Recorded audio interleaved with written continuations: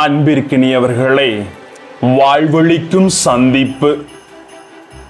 சந்திப்பின் மேன்மையும் உறவுகளோடு நாம் கொள்ளவிருக்கின்ற உணர்வுகளையும் அன்பின் அர்த்தங்களையும் அன்னை மரியாள் என்று எலிசபெத் அம்மாளை சந்தித்த நற்செய்தி நிகழ்வு நமது வாழ்விலை உறவுகளை மேம்படுத்த வாழ்வளிக்கும் சந்திப்புகளாக அனைத்தும் மாறிட வார்த்தை அழைக்கிறது.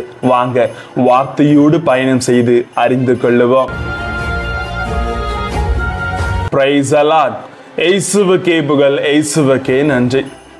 இறைவனின் அருளும் அன்பும் உங்களோடும் உங்கள் குடும்பத்தோடும் தங்கிட உங்களை நான் வாழ்த்துகிறேன். அன்பில் இனியவர்களை, பழக்கப்பட்டவர்கள் நீண்ட நாளுக்கு பின் சந்தித்துக் கொள்ளும் பொழுது ஒரு விதமான உணர்வுகளும் உணர்ச்சிகளும் இரு இதயங்களுக்குள்ளே நிகழ்வது இயல்பு. ஆனால் இன்று நற்செய்தியில் இந்த இரண்டு பெண்களும் சந்தித்துக் கொள்ளவில்லை, அன்னை மரியாளும் எலிசபெத் அம்மாளும்.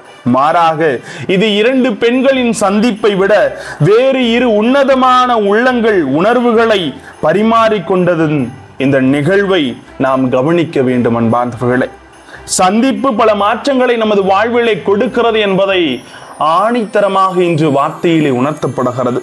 லூக்கா 1:44 சொல்லுகிறது,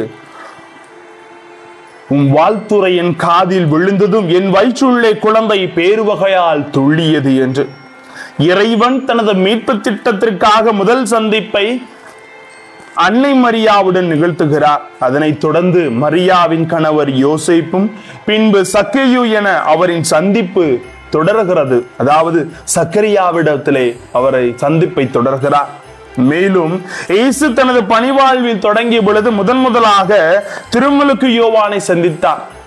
குறிப்பாக இயேசுவின் சந்திப்பினால் மகதல மரியா, மத்தேயு, சக்கேயு ஆகியோர் புதுவாழ்வு பெறுகின்றனர்.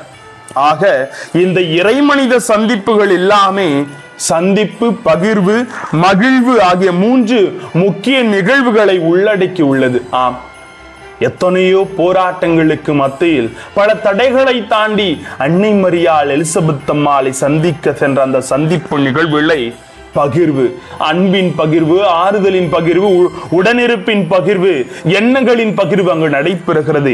இந்த பகிர்தலின் வழியாக மகிழ்ச்சி அங்கு நிலைத்திருக்கிறது. பொதுவாக சந்திப்புகள் இரண்டு வகையில் அமைகின்றன. ஒன்று இயல்பாக அமையும் சந்திப்பு, இரண்டாவது நமது முயற்சியால் நாம் ஏற்படுத்தும் சந்திப்பு. கடவுளுக்கும் மனிதருக்கும் இடையே நிகழும் சந்திப்புகள் இயல்பாக நடந்தவை அல்ல, மாறாக அவைகள் இறைவன் எடுத்த முயற்சியால் விளைந்தவை.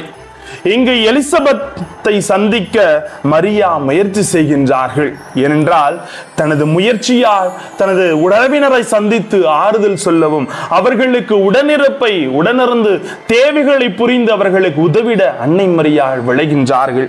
ஆம், பொதுவாகவே நமது முயற்சியினால் விளையும் சந்திப்புகள் அதிக வழிகள் நிறைந்தவையாக இருக்கும். ஆனால் அப்படிப்பட்ட சந்திப்புகள் தான் பிறருக்கு பகிர்வையும் மகிழ்வையும் கொடுக்கக்கூடியவையாக அமைகிறது என்பதை கடவுள் உணர்த்துகிறார்.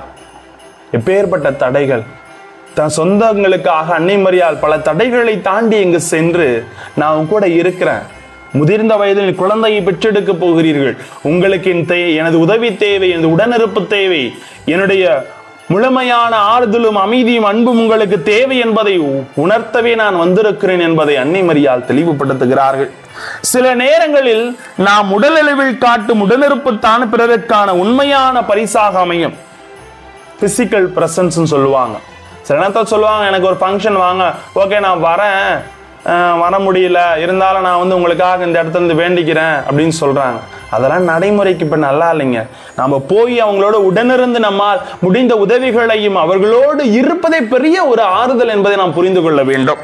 மேலும் அன்னை மரியா நிகழ்த்திய இந்த சந்திப்பானது உலகில் உள்ள மனிதர் யாவரும் தனித்தீவுகள் அல்ல, மாறாக சங்கிலி தொடர்பு போன்று நாம் ஒருவர் மற்றவரோடு இணக்கமாக இணைந்திருக்கும் நிலையில் வாழ்கிறோம் என்பதை உறுதிப்படுத்துகிறார்கள்.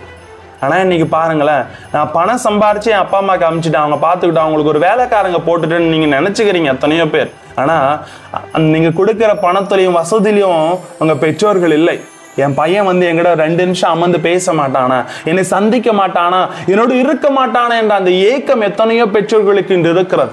எத்தனையோ இடத்துல உறவுகள் பிரிந்து சிதைந்து கிடக்கிறார்கள். இதையெல்லாம் மாற்றிட சந்திக்க வேண்டும், ஒருவர் மற்றவரை புரிந்து கொண்டு ஏற்று வாழ வேண்டும் என்று இறைவன் அழைப்பு விடுக்கிறார். அதை உணர்ந்து செயலாக்கப்படுத்துவோம். ஆசீர்வாதம் நிச்சயம். ஜெபிப்போமா. அன்பு இறைவா, சந்திப்பின் மேன்மை உணர்ந்து உறவுகள் ஒருவர் மற்றவரை சந்தித்து ஆறுதலையும் அன்பையும் மகிழ்வையும் பகிர்ந்து கொண்டு எந்நாளும் வாழ்ந்திட எங்களோடு தங்கும் ஆண்டவரே. Praise the Lord.